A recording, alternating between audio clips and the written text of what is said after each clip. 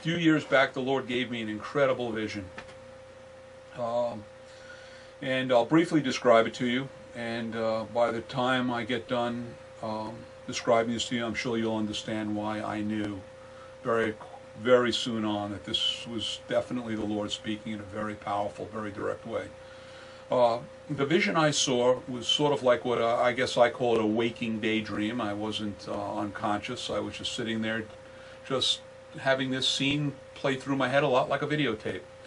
And what I saw is I saw a large room in front of me, which might have been, the sanctuary where I was leading worship over the last year or two. It really could be your sanctuary or any place. But what I did see, which was very distinctive and strange, was I saw large drops of water, perhaps the size of basketballs, just coming down into the middle of this room and just splishing on the floor. Very surrealistic. The next thing I notice is that I'm standing at the front door, the narthex, or what you'd call the lobby or the narthex of the building, and I'm looking through the door, glass door, and I'm seeing the large parking lot empty, and then rapidly filing in, one after the other, car after car after car, taking spot after spot after spot, just rapidly filled up that parking lot.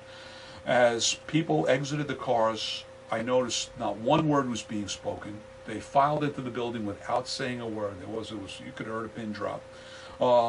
They walked by me, and I guess the perspective I had was as if I was standing at the front door, and people walked behind me, and I noticed or seemed to instinctively know that there was no greeter, there was no ushering staff, there was no music ministry playing or ministering, there was no pastor, there was no speaker, and these folks just sat in every seat in this room, again, without a word being spoken, in abject silence.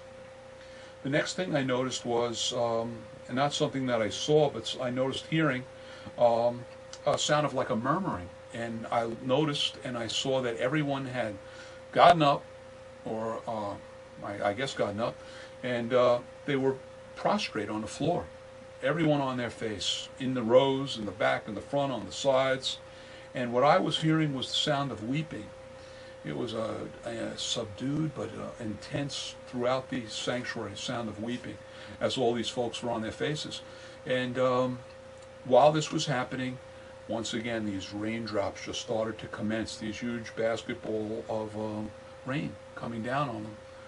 And the next thing I noticed was this ceasing. Everybody got up in abject silence again, filed out of the building, got back in their cars, not a word said, and just left, right, just left. And immediately, as I began to think about what I saw, I thought, Lord, what a strange concept or idea of that whole thing was. I began to ask him, what was that about? But I knew the answer even as I started to say that, and I said out loud to him, I said, Lord, I think I just saw what was your perfect idea of a worship service. That there would be a people in the earth who would gather, not for to hear a wonderful music minister or a very gifted pastor bring forth a wonderful word out of your word, but they would gather just simply to be in your presence, and that in your presence they would just be reduced to whatever purpose I guess you would have. And again, I asked them about the tears. I didn't understand. See, being a minister, yeah, I guess it's just built inside of us that when you're ministering before a congregation, you like to have a sense of the heartbeat of the congregation. Whether they're up, whether they're down, whether it's this way or that way, you sort of have a sense of the crowd. And for the life of me, even though I was there in this vision, and I asked, I could not discern the weeping. If it was weeping for joy or weeping for sadness, it was just intense.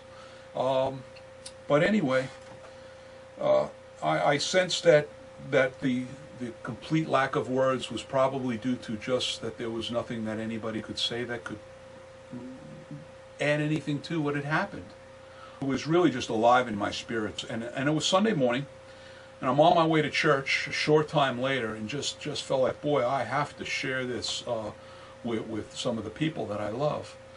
But as things went, as they often do in church, the sound check went long. I was leading worship that morning with the team, and the only time I had was a couple of minutes in the middle of the service when Pastor was next to me, and I tapped him and I said, Pastor, I've had a tremendous vision. I'd really like to just share it with you and the congregation. And he looked at me, he said, Rich, why don't you just wait on that and we'll pray on it. And I tell you, it felt like an injustice to me at the moment. Very fortunately, because, you know, the Lord always has a way of moving through the set-in man in the house. And thank goodness that morning we ran late, as we always do in this particular church, and I had a barbecue to get to immediately after church. I didn't have time to talk to anyone, so I didn't have time to murmur or complain, even though it was really bothering me. I mean, I was grieved over not being able to share this vision. Get over to my buddy Ron's house, and I'm having a quiet moment down in the backyard with a precious brother of mine, Brother Bob.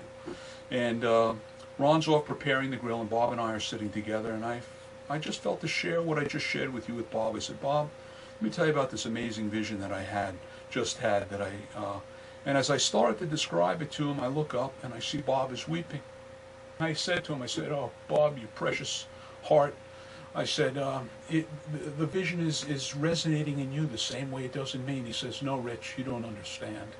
He said, this morning in our church, Pastor was absent.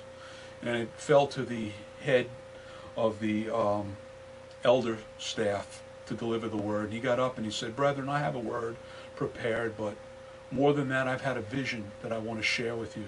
And he began to tell them about a vision he had of an open field where he saw cars coming from all different directions and people getting out of their cars and coming and laying face down in this field and weeping as the clouds just opened up and inundated them with rain. And that as they wept, they just were poured upon from heaven.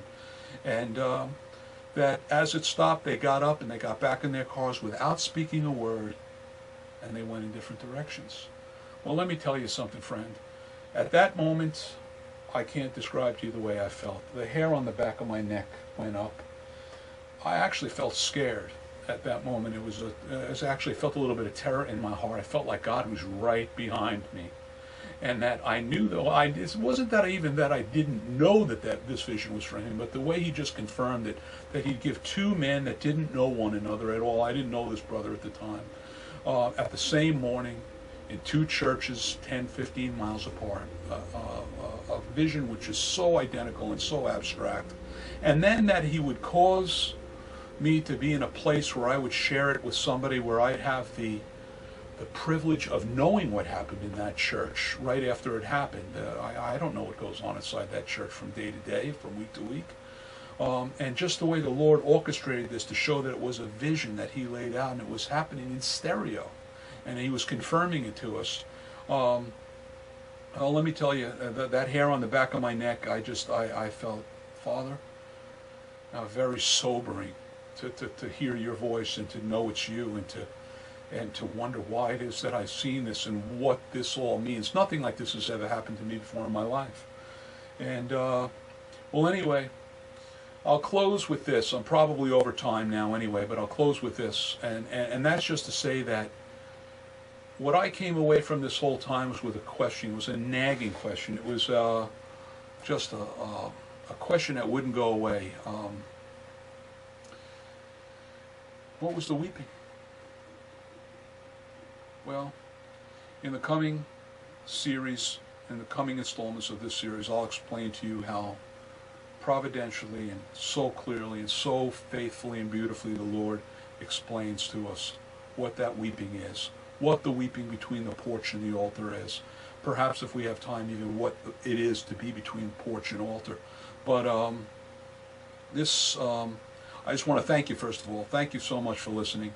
And I invite you back. Hope you will come back to hear the next installment of An Honest Truth. Thank you. Bye-bye.